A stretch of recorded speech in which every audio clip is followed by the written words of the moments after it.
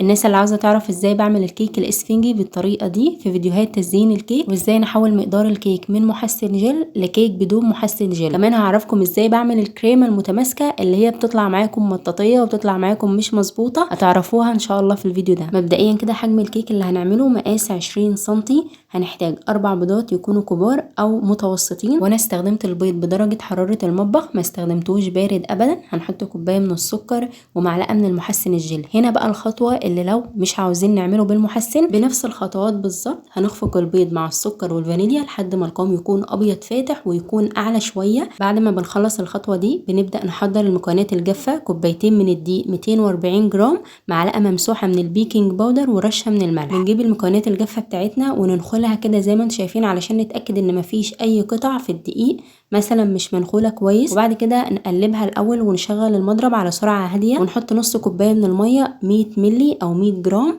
ونحط باقي كميه الدقيق ونقلب. هتلاقوا ان الخليط سلس معاكم كده. ممكن تقولوا لي ندى ريحي دماغك وحط كل المكونات مع بعض وخلاص. انا من اول ما اتعلمت وانا بعملها بالطريقه دي، لان بشغل كل دور مكون من المكونات اللي انا حطيتها، فبحس ان الطريقه بتطلع معايا مظبوطه جدا 100%. بعد ما حطيت الخليط في صينيه مقاس 20 ودهنتها وحطيت ورقه زبده، حطيت الخليط وطلعت الهواء اللي فيه بالستيكس، وكمان خبطت عليها شويه ودخلتها الفرن يكون سخن قبلها على حراره 180 لمده 35 ل 40 دقيقه على حسب الفرن بتاعكم.